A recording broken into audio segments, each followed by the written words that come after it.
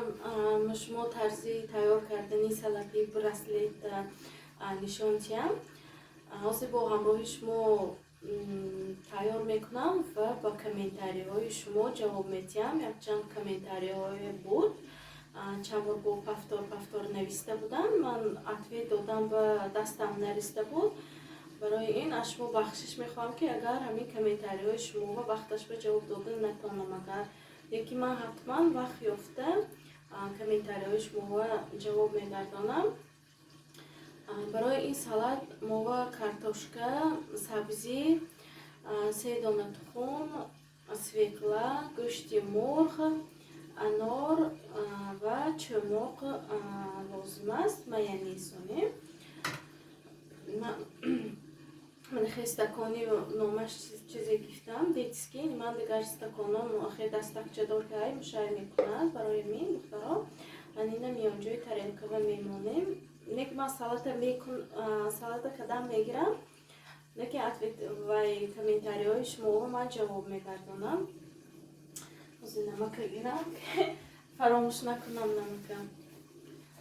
دخترها از فراموش اون کرم نامش چیزی میکنم. برای ترینکه نقص استادنش یکم ترینکه خودش نامش چیزی میکنم، майонез میکنم برای نقص استادنش.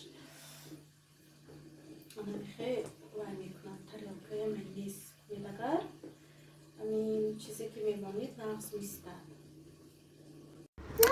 دخترها با کامنتاری های شما کم باشد من جواب میدیم.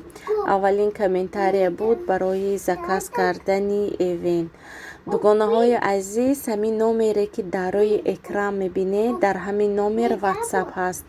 اگر شما و یگان چی لازم باشد حتما نویسید. من الکترونی کاتالوگ شما و میفرستم. با درونی کاتالوگ همه چیزش هست.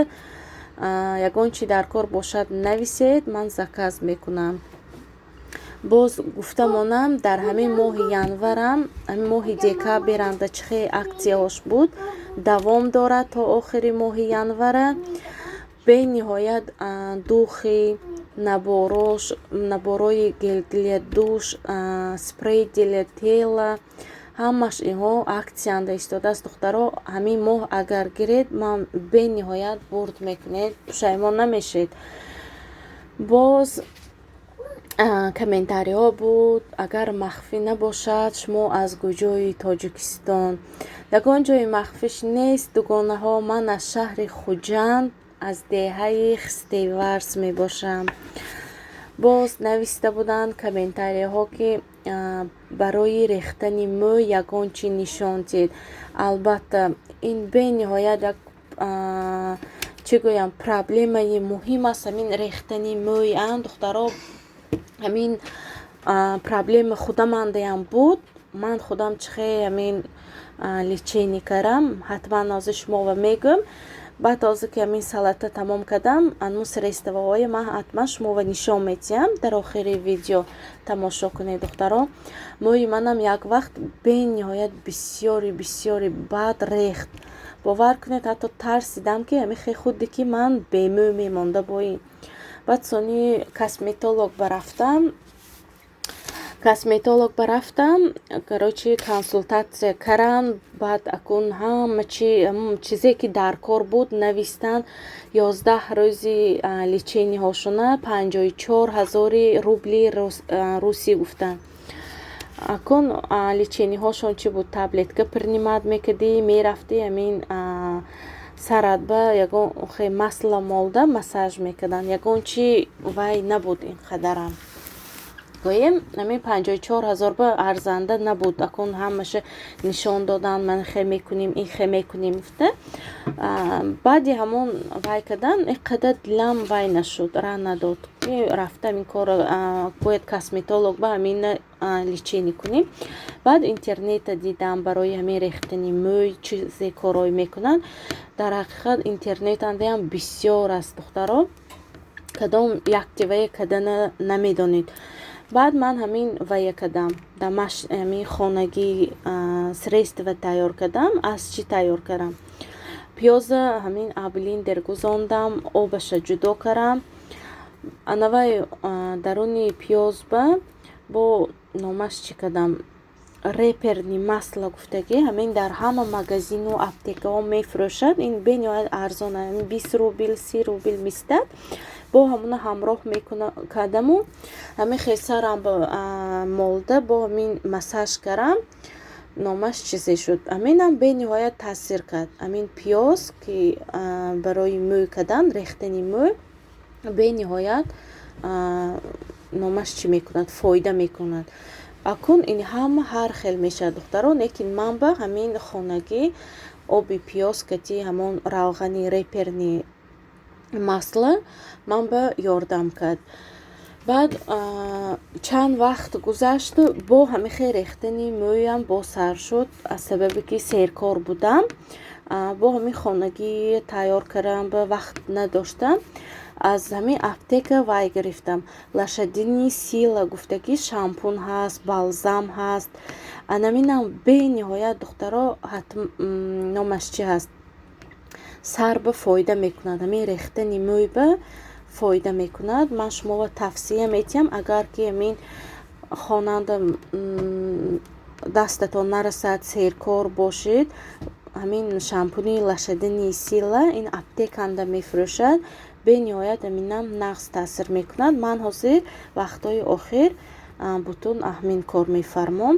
умуман ҳамин мӯи занҳо дар як сол ба фикрам ҳамин вақт ҳаст ки мерезад. бо ҳар чӣ қадар ки ҳамин средства кара мистам ҳархе номаш чизе барои ҳамин дароз кардан, барои ё ки ягон хел мӯи хушрӯ кардан, ҳар хел шампуну ваҳоя манам бениҳоят хушам ҳаст. нағз мебинам ҳамихе ваҳо ки номаш чизе кардана гифта кор мефармом. бо серано ҳамин дар як сол вай мешавад. дар як сол бо ҳамихе як вақт мешавад ки мӯи сар мерезад. ҳаминам инобат багиред, агар мӯйтон рехтоса бошад, инқадар зиқ нашавед ранги ман ки ҳамихе бемӯ мемонам гуфта.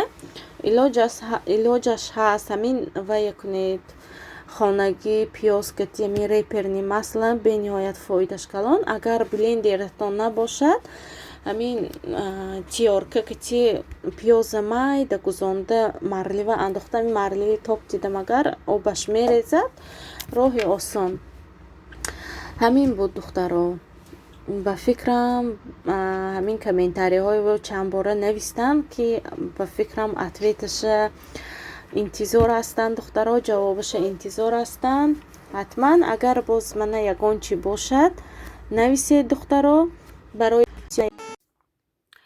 духтарои азиз, ман ҳозир ба хоҳиши комментариҳои шумо якчанд намуди ки барои мӯй истифода мебарам нишон метиҳам.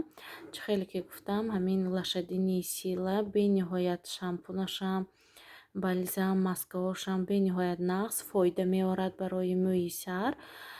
ман ба вақте ки мӯи сарам безеб мешавад ё ки ҳамин рехтан сар мекунад, ман дарав ҳамин лошадини силара истифода мебарам.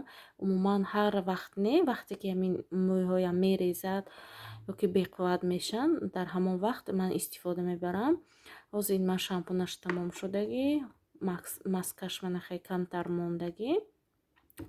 истифода бурдосиям инам. вақте ки шумо харидорӣ мешавед духтаро, ина танҳо аз аптека дастрас карда метавонед, чунки ман дар магазинҳо ягон бор надидам. дар аптекаям ҳамина ҳар чанд намудашай умуман ман ҳамин фирмае бинед, агар бениҳоят нағз буромад, ман ҳамин фоида меорад барои мӯи сар. вақте ки харидорӣ мешавед духтаро, ҳатман пурсон шавед. инҳо чанд намуд мешаванд барои рехтани мӯй, барои дароз кардани мӯй, барои хушрӯ кардани мӯй. ҳар чанд намуд доранд. барои ҳамин вақте ки харидор мешавед, ҳатман пурсон шавед барои шумо кадомиш лозим меояд, ҳамона харидорӣ намоед. боз ман ба шумо барои хушрӯ кардани мӯй ман ин тавсия метиҳам духтаро. ин бениҳоят равғани нағз аст.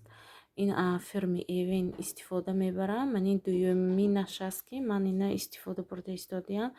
бениҳоят мӯйҳоя ғафз мекунад ва хушрӯй мекунад ранги мӯям.